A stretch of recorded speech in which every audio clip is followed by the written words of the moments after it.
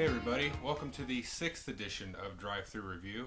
Today we're going to be reviewing Rallyman, and I'm going to focus on how this is not just a Formula Day re-themed.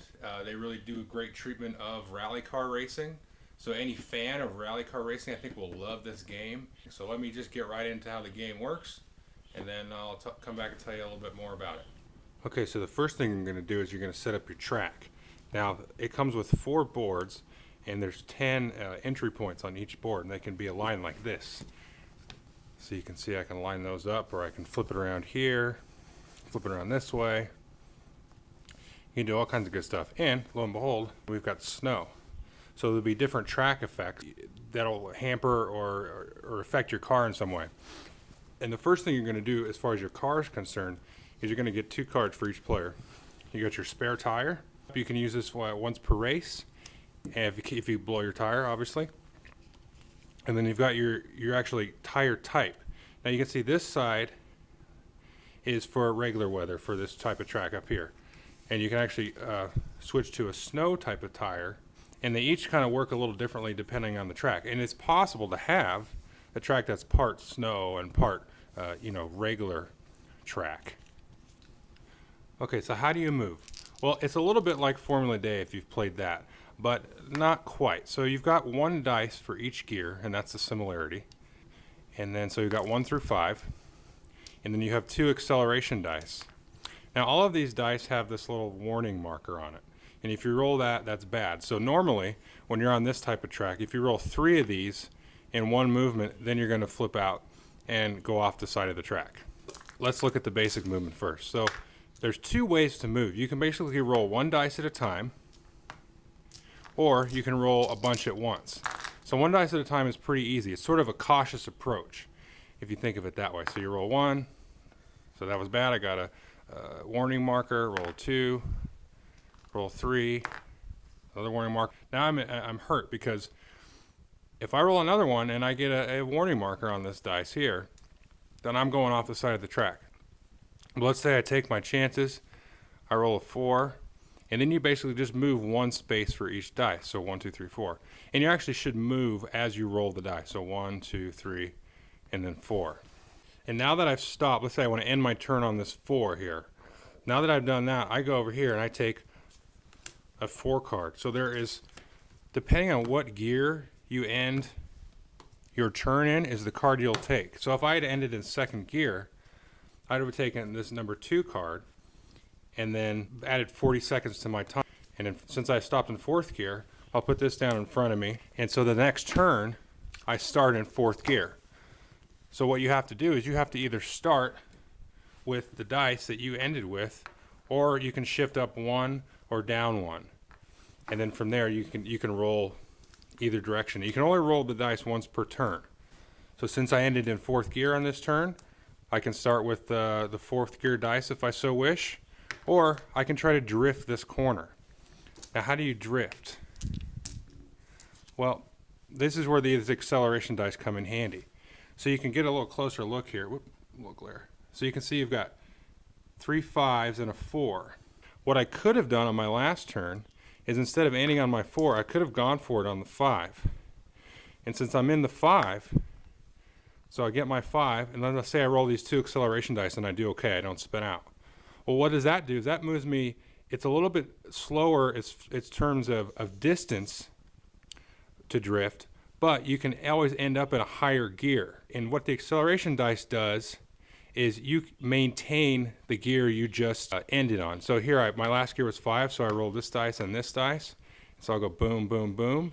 Now, instead of taking the 4, I would have taken a 5, which is 10 seconds. So I basically kind of end up in the same spot, but in less time. Now what if I had rolled a 3rd warning marker? So let's say I tried to drift and I rolled a warning marker here. Well, that means I would have spun out on my last space that I would have moved. And then what you do is you take the gear that you ended in, but instead of leaving it on this side, you flip it over and there's a hazard sign. And so these are always a 0 and they're always 1 minute because you go off the road and you got to recover. And the other thing about these is it'll tell you which direction you go off the track. And the neat thing is all the 5th gear ones, they all send you off the track except for one of the cards. All of the 1st gear ones, so if you end in 1st gear, chances are that you're just going to spin around and not take any damage. So what's going to happen here? So if you spin around, you just turn around like that, your turn's over, and then you start in gear 0. So the only gear you can start with is 1, because remember you've got to either start in the same gear or one above or below it. So that's not such a big deal. But in this case here, I spun out, and since I was going this way, this is telling me to spin off to the left, so I would have spun into these trees. If it told me to spin off on the right, I would have hit the mountains. And each of these tracks here has a little code for what it does. So if you spin off into grass, you're okay. If you spin off into dirt, you're okay. If you spin off into trees, you take 1 damage marker on your card. And if you spin off into the mountain, you take 2. And they have these, here's your card here. So again, this shows you your tires that you chose for this race. And then this is where you put damage markers. And they've got these neat little semi-magnetic sticky things, so you put those on. And what happens is, in this case, then I lose the ability to roll one of the black dice on my next turn. It's not a specific gear, but it gives you 1 less option on that turn. So you can only roll a total of 4 black dice. Now, these 2 white ones here, I'll talk about that in a minute, but that if you remove one of these, then you remove a acceleration dice from your roll. And these are pretty important because, like I said, they help you with the drifting and they help you cruise along at an optimal speed. So if you're on a long straightaway, you come out of here at 5th, well, these will give you 2 extra spaces and keep you in 5th gear to get the extra time. So instead of rolling 1 dice at a time and being cautious about it, what the other option you can do is you can roll 2 or more dice in an attempt. So let's say I wanted to roll 1, 2, 3, and 4 all at once. So I'm going to roll them all at once. Okay, so I lucked out. I only got the 1 hazard symbol. But what happens is, it's nice, is you get to move your 4 spaces, 1, 2, 3, 4. And then for each dice that you gambled with, for each one that you rolled in an attempt, you get these little second markers. You can see that's worth 1 second, and then these are worth 5 seconds.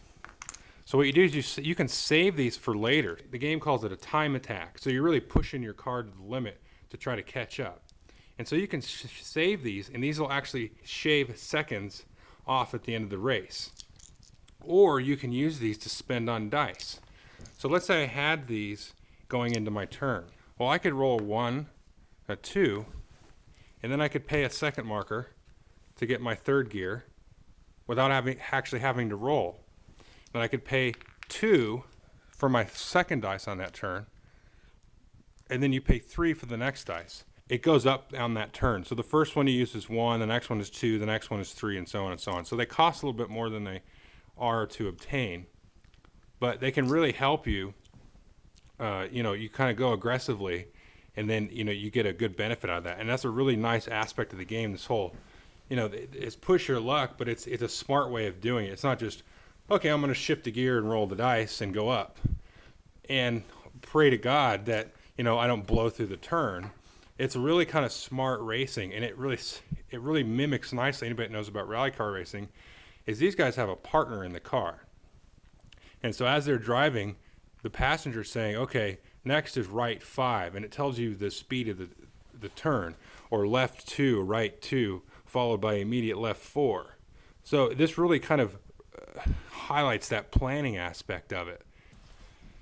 Now, a couple other fun aspects of this are shortcuts, which you can see here, and then jumps. Bring this up a little closer.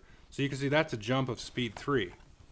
So if you go through this jump at a speed under the jump, then you just go 1 space. If you hit this jump at exactly the right speed, you'll actually jump a space. And then if you hit it too hard and jump, you'll fly off the side of the track. And then you've got these shortcuts here. You can see this one here is a K3, and then you've got this other one here is a K4. What that means is you can actually spin through this shortcut instead of going into the corner and drifting. And so you go into the shortcut, and what you have to do when you go through the shortcut is you draw one of these cards. You flip it up. So what this means is most of these are just okay. So like this one says, okay, nothing happens. And then you could get one of these, and I'll explain that in a second, or you can get this one, which is a flat tire. So like I was saying before, on your marker here, you've got to remove one of your acceleration dice, and then you lose that because you got a flat tire. Now what this does is, this is really fun because this is how you can mess with other players. So what you do is you go in here, and this means you spit dirt out onto the track. So just like those black little magnet things, they have these orange ones. So you put that here, and what that does is that makes it so each of these numbers here is -1. So like this one is a 3, this now becomes a 2, and then this one is a 4, it becomes a 3. And then you can have up to 2 of these dirt markers in a corner, and sometimes that'll make it impassable. Like this one is a 2, so if I had 2 of these here, that one would be a 0, and that would be impassable. So nobody could go right through. They'd have to either drift or go through the shortcut. Now what if you get a flat tire? So you went through this thing and you got a flat tire, and you lose your acceleration dice. Okay, you get another flat tire. Not a big deal, right? Just a flat tire. Well, what you can do actually is, if you're in 0 or first gear, you can use your spare tire that you start the game with, and you just turn that over, and it just adds a minute to your time, but you get to repair a tire, because if you get a third flat tire, you're out of the rally altogether. Some other cool aspects is they have these little notepads. You can set up like a 3 race, so they got 3 sections to race. You can configure a board a whole different number of ways. And then you can either allow or disallow repairs. It's probably easier just to repair the cars to full, but if you want to go really hardcore about it, you can make them keep the damage between races. Okay, so I hope you enjoyed my overview of Rallyman. I like this game. I'm a big rally fan. I'm a big fan of the dirt video games, the Colin McRae game. This really, I think, matches, or as much as a board game can, the whole rally experience.